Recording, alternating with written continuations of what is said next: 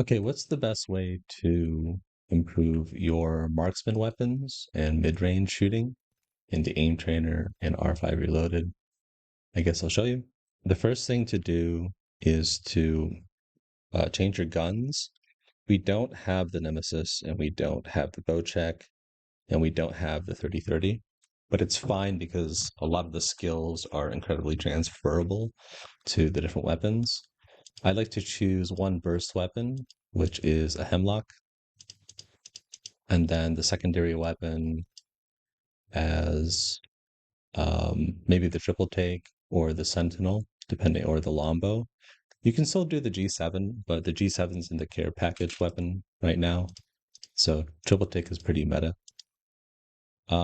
This is the setting that you want. I would change dummy strafe speed to normal, change the dummy spawn distance to 8, invincible targets, all this stuff on like this, and you're going to change infinite training to enabled, so that way you have infinite training. The first most bang for your buck is running targets. So you're going to kind of freak out and not see any running targets. They actually spawn behind you, funny enough. The ranges that you want to practice is by, you want to practice different ranges by pinging. And then you usually want to practice between 30 to 50 meter range and just practice shooting your gun at 30 to 50 meter range. This is the range that really allows you to create openings for your team if you get a knock. And then, or at least allows you to gain space. You can just ADS the whole time. You can also practice hip firing to ADS, which is an incredibly important skill because that first shot really, really matters for a controller because it means if you get that first shot in, it means that you are in the aim assist bubble. However, if you miss that first shot like here, trying to get back into the aim assist bubble is 10 times more difficult because there is a bit of resistance. Any controller player will tell you this.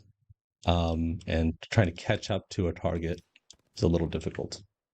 You can also practice centering like this. See that white dot? You can practice that long target acquisition from your hip fire, right? You can also do this by practicing different sensitivities. Some people freak out if you suggest that, but you can go to ALCs and change your sensitivities and practice different sensitivities.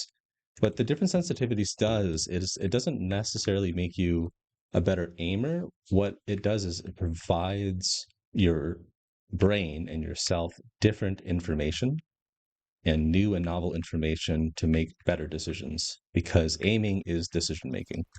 So you can practice it kind of anywhere. This is the most bang for your buck. However, this does not have short strafes. This is all kind of like long target switching. All long targets, like target running. So you're going to go over to target switching and you're going to do the same thing. Just keep it at this distance or just walk away until they are 30 to 50 meters away from you. Like this guy is about 40, 50 meters away. If you notice, these are short strafes, right? You can practice that target acquisition from hip fire to ADS like this. See how these are at different distances? You're automatically practicing different distances from how they're spread out. And then you can practice ADS to ADS, especially if you're on MNK, but this isn't so great on roller, right? So on roller, you definitely want to practice hip fire to ADS for sure, because you have different sensitivities from hip fire to ADS. This is really good for short strafes. And then this is kind of the most underrated one, but for controller, since your sensitivity left and right is faster than your up and down, shooting up and down or X and Y like this at diagonal is a bit trickier. So this is a really good way to do that. I would actually practice choosing one bot and then shooting it at different heights instead of just the apex. You can practice shooting all the way through like this, and you can practice firing to ADS, and you can practice a target acquisition with and your centering with just your hip fire and not shooting as well. So these are the three main ones that I would really recommend.